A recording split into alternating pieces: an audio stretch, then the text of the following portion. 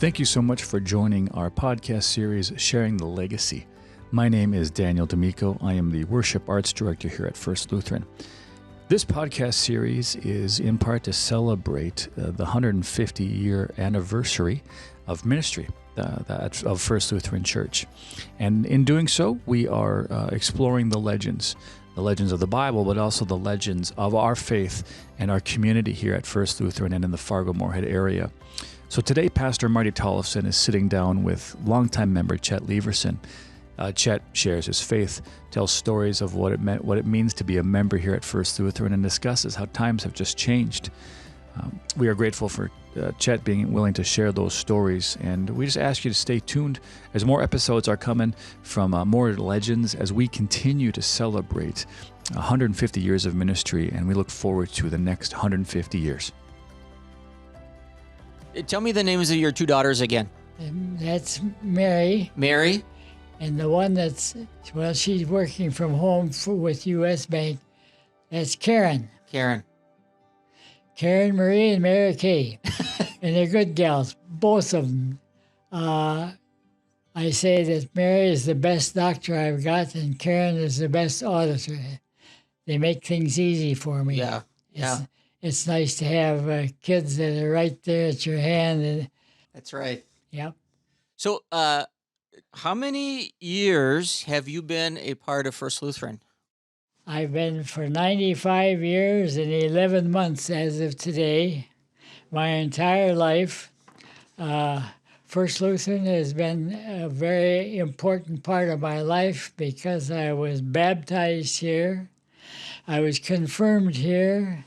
I was married here, and my parents were here too, and buried with services out of First Lutheran Church.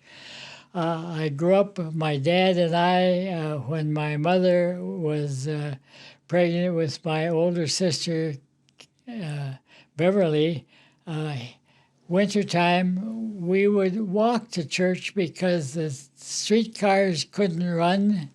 Well, we were walking knee-deep in snow, and I thought, why are we doing this? But Dad says, no, we belong in church. So there were streetcars downtown Fargo? Oh, yeah, we had the wires up in the street. In fact, one of my good buddies grew up with, his dad was a conductor on one of those. So I'd hear back, if that thing comes down off the wire up there, it doesn't go. You got to have that power. So we rode the streetcar very little. Nope.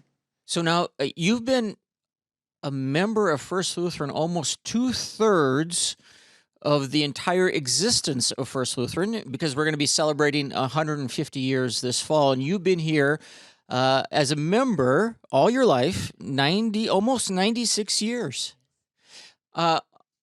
Now, were your parents members a long time before you were born? I would guess just a few years. But they liked First Lutheran Church. As I came to liking it, we were on the north side. We lived at that first on 3rd Avenue and 13th Street. Moved north up there just south of the NDSU at College Street and 10th Avenue. So it was a 3/4 mile walk, but always enjoyed it, and my dad kept me involved in a lot of these programs. I lived in it, and I lived it, both. There wasn't too much north of the church back then, was there? Well, there was city up here yet, at least up to, I'd say 14th, 15th Avenue North. But that's when she started to go north. Yeah, well, we watched Fargo go from a moderate town to a pretty good-sized town. Now, Chet, what are some of your earliest memories of First Lutheran? Oh, boy. Sunday school, as I said, I'd walk with my dad, and he said, I'll pick you up at the class afterward and home. And After that, as we got older, we got involved in a lot of the kids' programs. Now, wondering what in the world did we do? Boy, I tell you, we had things to do. We had junior and senior high leagues. Alpha League, that was when you were out of high school. Mr. and Mrs. Club. Helping Hands. The choir. First Lutheran Church baseball team. Had a good one. They had 2 bowling teams, the younger guys my age and guys like Art Steen, who was the steam manager on that one. I was on the board of trustees for 2 terms, worked with maintenance issues here with Dale? Dale. Yeah. Got to know him well, and since I was a graduate in civil engineering, he would ask me, as he did at one time, would you dare go up in the steeple? Yeah, why? He says, I've never been up in there. I don't know what it looks like. At that time, I did go up in there. It was quite an experience to get back into the thing and stand up. And I was appalled when I saw the condition of the stringers that form the steeple.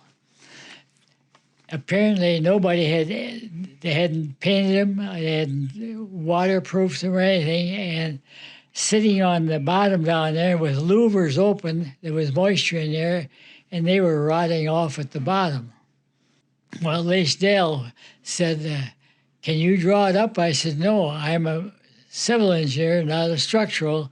I said, you, to be safe on this thing, get a structural engineer to look at it, have him either redesign or do whatever it takes to make this steeple stable. I was concerned about this thing. And he did that. I gave him the name of a fellow. I think he was even First Lutheran Church. I forget the names now. But he drew it up. They went in and fixed it up. And they went up there just now this last fall. And Terry called me. He said, can you figure out to get this fixed? I said, no. I said, it should be all right. I think maybe what you might need to do is stop the stuff from getting to it. But they did go through. They got it fixed up, and I can sleep nights. I'm not worried that the steeple is going to fall. Other than that, I was active, as I say, in the men's club, Mr. and Mrs. later.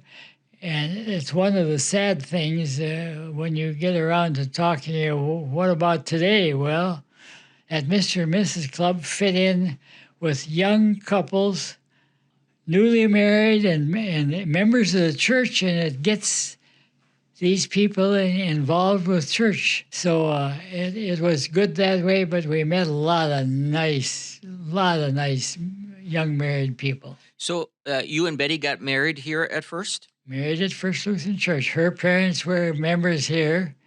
We didn't have much choice. I didn't date many girls and went to service. Well, because before that, I was too busy hunting pheasants in the fall and fishing in the spring. But after I got back from service, it was just a matter of weeks back in the church here, and I happened to spot this gal, and so I went down to the senior couples club at that time. Sure enough, met her there. Boy, I thought, this is a gal for me. It took me at least 5 years to get there.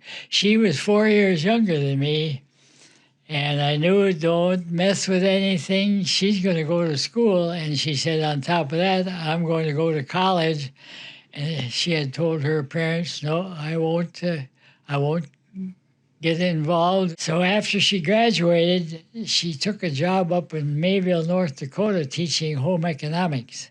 And at the end of that year, we were married and moved. We were in an apartment building up with other members of First Lutheran Church across the street from, I forget the name of the Lutheran Church up there on 12th Avenue and 10th Street. Oof. So let me test you, Chet. How many years have you been married now? 70. 70. And 2 daughters. 2 daughters. I have 1 grandson. And he finished Concordia last fall, and he is currently working with RDO equipment. He graduated with honors, and he's a good young man, and we're proud of him. So when you think back, Chet, how was it to have 2 daughters, Mary and Karen? How was it to have a young family at First Lutheran back then? Well, they were both in Sunday school classes. They were just a year and a half, 2 years apart, so they were close. And what one was involved in, the other one was involved in. A lot of good Sunday school teachers here, and got started in choir back that way. My dad and his 2 brothers were in the choir.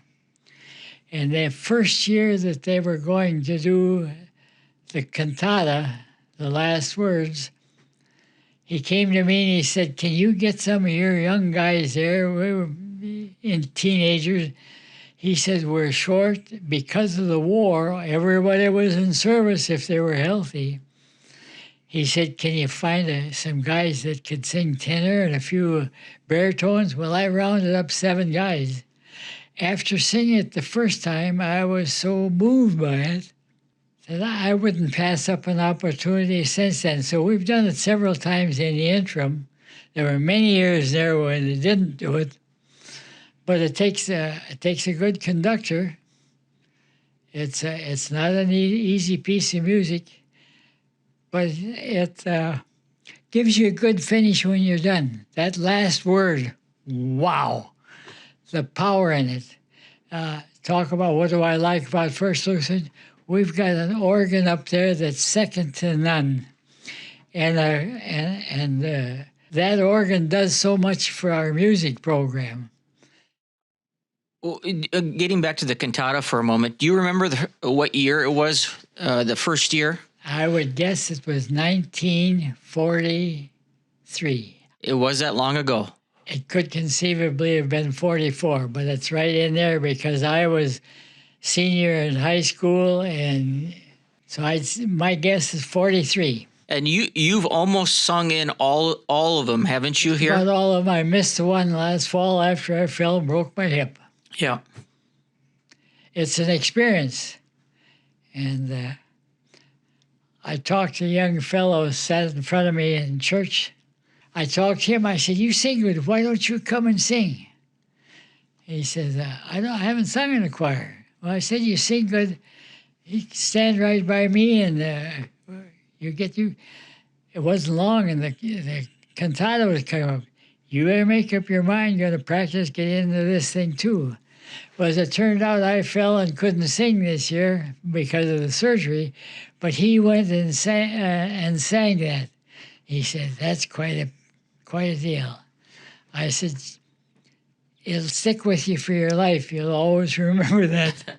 Yeah, it's that kind of music, and our director now does such a good job. How many years have you been singing in the choir, you and Betty? Well, back when I was on the board of trustees here for 6 years, I was so involved, I backed out of choir then, so I didn't sing for a number of years. I kind of lost track, but 25 would be a guess, might even be 30, I don't know. I'm getting old. But I enjoy it. I think the choir in there inspires people.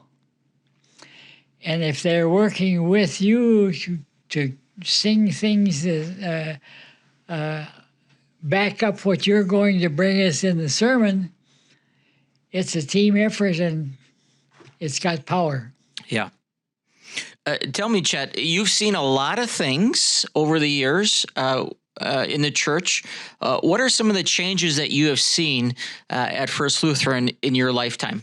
Well, they've had these additions that go on to the south here, which have been impressive. I've always been concerned about additions. We, First Lutheran Church, 150 years old, it's a magnificent structure. There are only 3 true cathedrals in Fargo. the one across the street and the one across the street from the post office.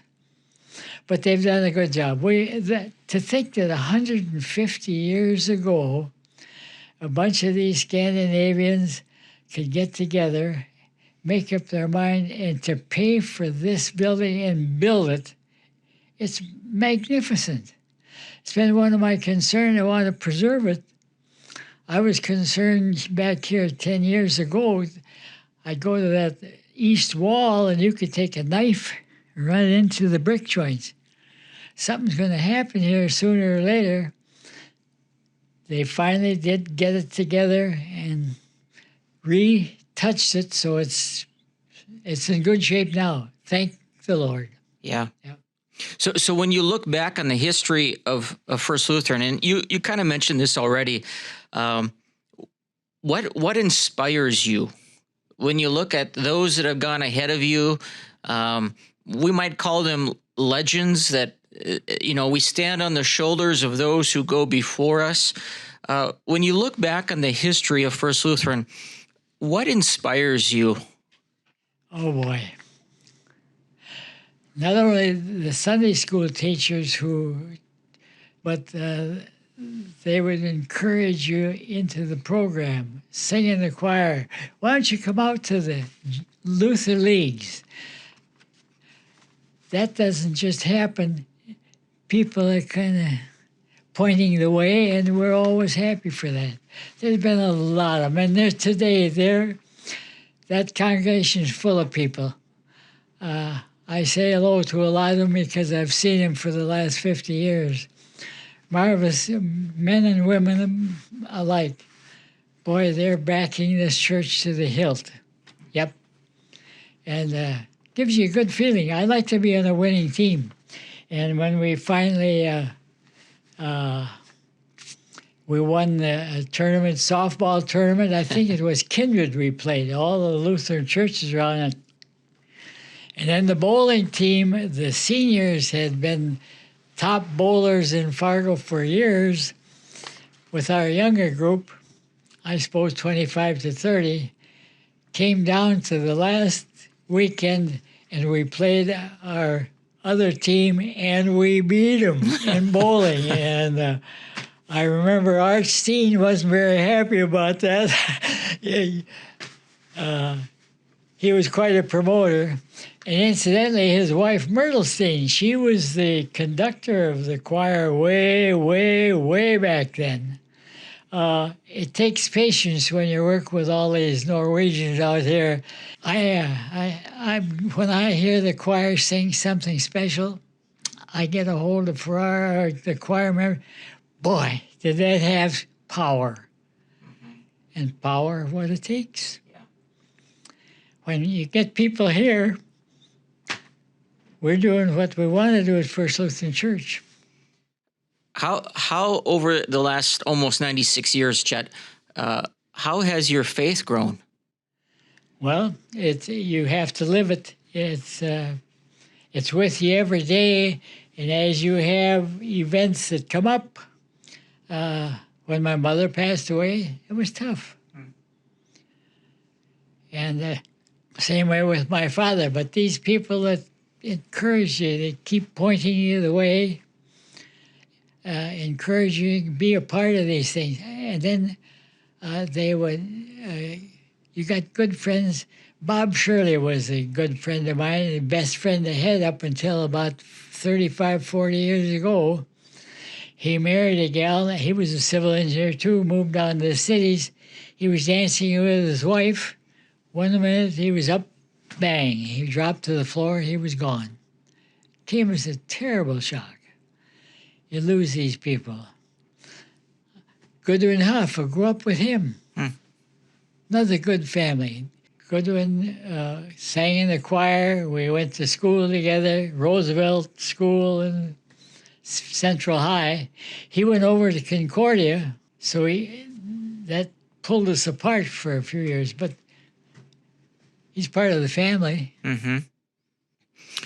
When you look back, Chet, outside of the ones you just mentioned, other legends that you would say that inspired you, or were important for your life of faith? Well, Bob and Dick Nairn, Marv Scudgy, Phil Feldy, these are the guys sang in the choir back then. You'd see them every week. We'd see them down here. They're part of your life all the time, not once a month or every 3 weeks. These guys, we played ball with them. We'd talk with them, talk girlfriends, all those important things growing up. Yeah. And my failed memory, I'm sure if I had thought about earlier, there are a bunch of them out of this church that have been good friends and hate to lose them. Mm-hmm. You know, when I first came to First Lutheran, I soon discovered that the Leverson family was quite large, and there was a number of them. Can you just tell us a little bit of how important First Lutheran was for your entire family? Well, they were all members here, and as a result, the children, one was Luther Leverson. He was my dad's youngest brother. The other one was Tilford Leverson. He was a storehouse manager. They all three worked for Northwestern Bell Tel. And as a result of being members here and getting together as family, I think we influenced each other back and forth in there. They were good friends, good people. Hunted with them when they got older, go out and shoot a bird or two, maybe even 3 or 4. Huh. So, Chet, were you baptized in the sanctuary? Yes. You were? Yes. Marvelous. Who do you remember who it was that baptized you? Selmer Berge. Okay. And that's another one I should put on this list. He was a good friend with our bunch, and Selmer, I think he's gone now, but good friends. Mm-hmm. And his sister Phoebe, she was the youngest of the girls, and she was my age. She was a classmate of mine, and Elsie and Ruth was the organist at that time. So, but a close-knit group. We talked to ministers, talked to the kids day to day. So you're almost 96, and just to think that you've been around this place your entire life. It has been one of the greatest influences in my life. One of the events that has lived with me the past years was a meeting back in the earlier mid-30s. They had asked the Junior Luther League fellows if they would go out and carry the penny meal boxes at the beginning of Lent. And then at the end of Lent, they'd go back out to the same houses, pick them up, and bring them into church.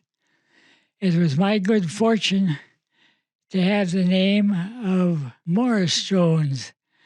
He was an elderly gentleman, and when I appeared at his door and told him what I was there for, held up the penny meal box, he said, "Thank you." He says, "Come on in. Come on in." He says, "Sit down and we'll visit for a while." Well, that was the kickoff for an event that happened every year after that for 4 or 5 years, as long as they kept the penny meal boxes. But always remember, he had something good to tell me every year when we brought the penny meal box. The good Lord was leading him, and he led me right up to him, so I got that impression of what a marvelous Christian he was. His grandson, Norm, is a good friend, and I have told Norm about this, and he said, maybe I missed out on something. But it was an event that I haven't forgotten in all these years. The good Lord bless me. Well, you and Betty and your entire family have been so integral to First Lutheran for so many years. And it's just a wonderful just to sit down with you, Chet, and to talk a little bit about the importance of First Lutheran and how that has shaped and formed your family.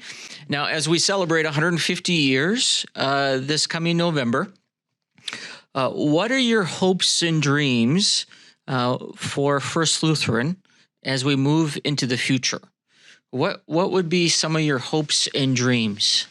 Well, at this 150th anniversary, the fundraising thing that we got, I hope we can hit that hard and get that behind us and go on from there. Other than that, we've got all the space we need. Well, let me say this in closing, Chet. Thank you for the many years that you have been at First Lutheran. You and Betty and your entire family, thank you. Well, I can say you're welcome, you're welcome, you're welcome. Thank you for joining us for our first episode of our podcast, Sharing the Legacy. And thank you to Pastor Marty Tollefson, and a special thank you to Chet Leverson for sharing his story. And we look forward to talking to you all again on our next episode. Take care and have a blessed day.